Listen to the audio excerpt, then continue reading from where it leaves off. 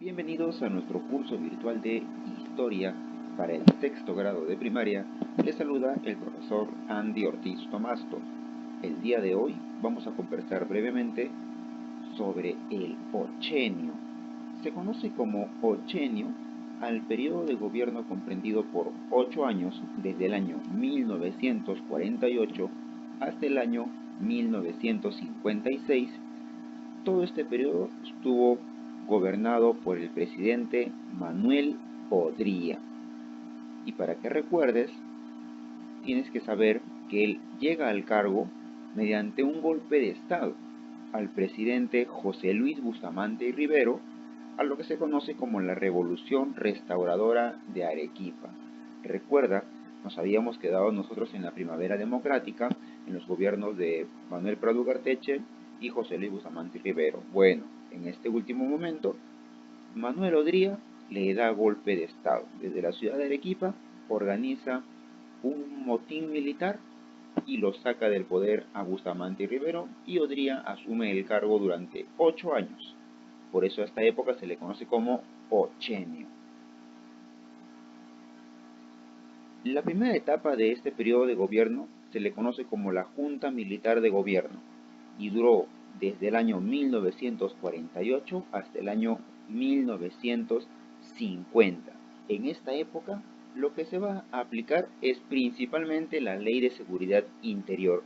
¿En qué consiste esta ley? Bueno, como su mismo nombre lo dice, brindar seguridad a las personas. Bueno, eso es en teoría, porque en realidad lo que quería es evitar y desaparecer a cualquier tipo de opositores. Odría no quería opositores, es decir, tenía una dictadura férrea, fuerte, sobre todo contra los apristas y los comunistas, que eran los principales opositores. Recuerda que esas doctrinas han surgido durante la época de Leguía y siempre están criticando el gobierno, siempre están planteando ideas novedosas en beneficio del pueblo, y eso no le va a gustar a los gobiernos porque lo está contradiciendo. Por lo tanto, empieza a perseguirlos, a detenerlos, a encarcelarlos. Es así que tanto el APRA va a ser considerado un partido ilegal como el Partido Socialista Peruano,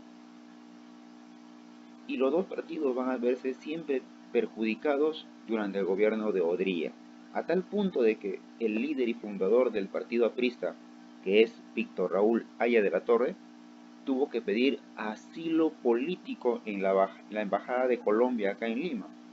¿Por qué? Porque no había dónde escapar, ya que los militares liderados por Odría estaban buscándolo para encarcelarlo. Y para evitar eso, pide ayuda a la embajada de otro país, a la embajada de Colombia. Y ahí estuvo durante 63 meses, desde el año 1949 hasta el año 1954. Porque si salía, los militares lo iban a encontrar, lo iban a detener, lo iban a capturar. Entonces la ley de seguridad interior fue una ley bastante radical. Le quitó las garantías a las personas, no podían circular con libertad, no podían reunirse con tranquilidad, porque el gobierno con los militares inmediatamente actuaban para reprimir cualquier tipo de reunión. En esta época, la Junta de Gobierno aprovecha su poder porque no existe un Congreso. Odría ha cerrado los congresos. Acá tenemos una noticia periodística sobre el caso de Haya de la Torre y su asilo político en la Embajada de Colombia. Luego ocurre un suceso al cual se le conoce como la Bajada al Llano. Eso ocurre en el año 1950. ¿Qué es la Bajada al Llano? Bueno, lo que pasa es que Odría estaba gobernando con la Junta de Gobierno del 48 al año 50, pero él quería ser gobernante de manera legítima, un presidente legítimo, y para que sea legítimo tiene que ser elegido por votación.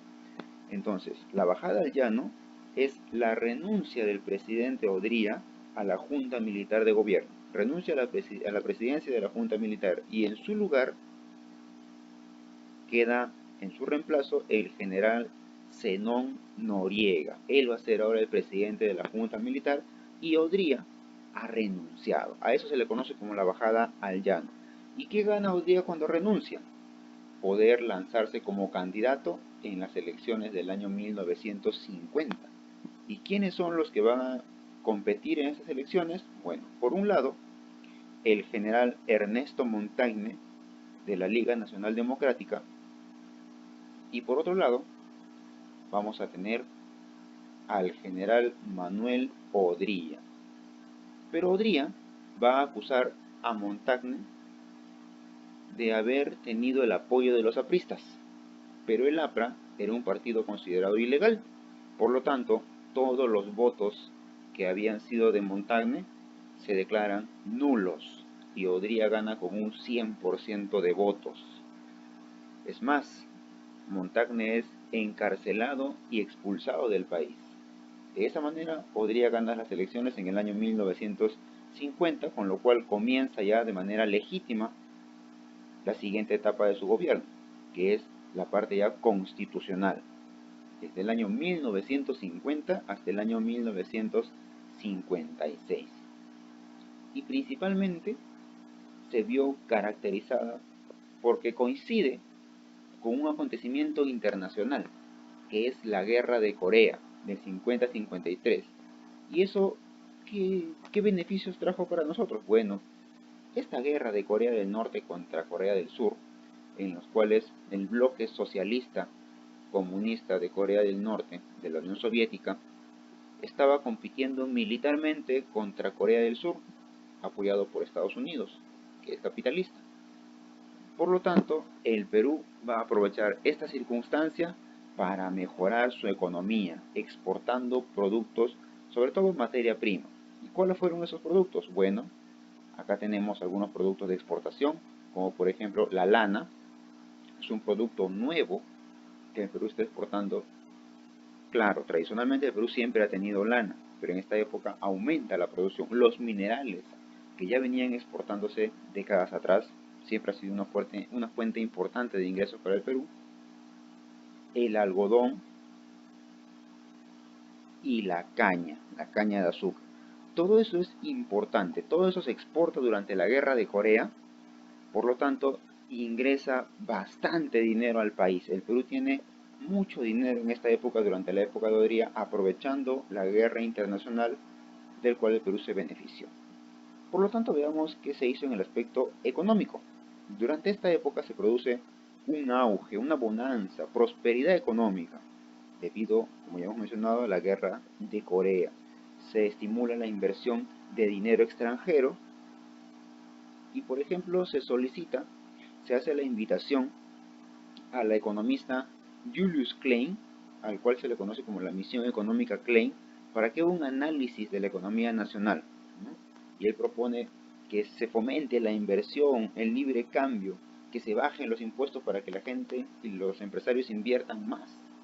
Se establece un código de minería, una ley del petróleo, una ley de industria eléctrica, con lo cual se está fomentando estas actividades que van a generar inversiones de otros países con mucho dinero, va a dar trabajo, va a generar ingresos al Perú y la economía va a ser aún mucho mejor. Pero de todas maneras se busca siempre proteger la industria nacional y eso solamente se consigue, por ejemplo, poniendo un impuesto más alto a los productos que vienen de afuera. Si va a venir ropa de otro país, vamos a poner un ejemplo, 20 soles, y en el Perú la ropa producida en nuestro país cuesta 30 soles, obviamente la industria peruana va a perder. Lo que se hace es ponerle un impuesto a esa ropa que viene del extranjero, un impuesto aproximadamente de 10 soles, cosa que el precio ya es similar. De esa manera se protege la industria nacional y no se le cobra tantos impuestos tampoco a los nacionales. Esto es lo que se vivió en la época de Odría en el aspecto económico. Veamos qué dice nuestra autoevaluación. La primera pregunta es: ¿en qué región del Perú inició la revolución restauradora de Odría? ¿En el Cusco, en Arequipa o en Lima?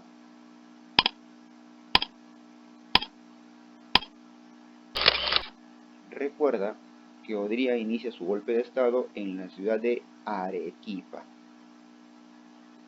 La siguiente pregunta nos dice: ¿quién asume la presidencia de la Junta de Gobierno ante la renuncia de Odría? ¿Zenón Noriega, Ernesto Montagne o Manuel Prado?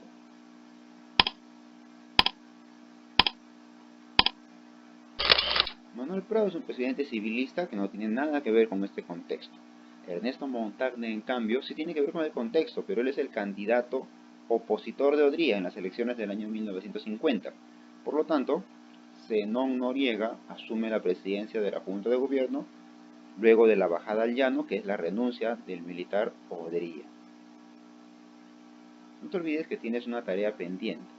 Desarróllalo, practica y estudia mucho y nos encontramos la próxima clase. Hasta luego.